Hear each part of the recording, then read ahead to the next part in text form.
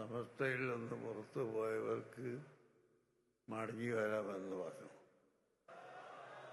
ഞങ്ങൾ സമസ്തയിൽ നിന്ന് പുറത്തു പോയിട്ടില്ല.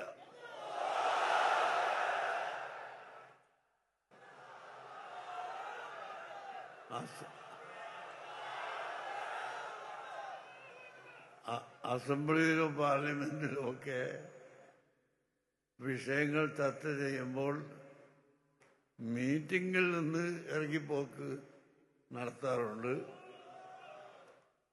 എന്നാൽ അവർ MLA എന്ന് അർത്ഥമില്ല.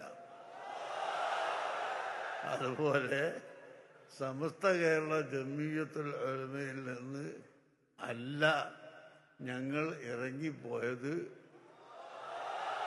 മറിച്ച് അവിടെ അന്ന് ചർച്ച ചെയ്ത വിഷയത്തോട് തീരുമാനത്തോട് യോജിപ്പില്ലാത്തത് കൊണ്ട് മാത്രമാണ്.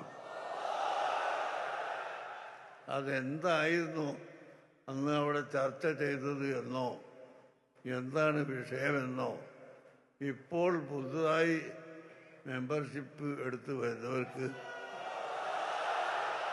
അറിയുകയില്ല. അതുകൊണ്ട് ഇൻഷാ അല്ലാഹ് നമുക്ക് വളരെ സൗഹാർദ്ദമായി ഇരുന്ന് ചർച്ച ചെയ്ത് രണ്ട് സമസ്ത ഇല്ലാതെ ഒരു സമസ്തയായി വരാൻ ഐക്യത്തിന് വേണ്ടി ചർച്ച ചെയ്യാനും ഇരിക്കാനും ഞങ്ങൾ എപ്പോഴും തയ്യാറാണ്.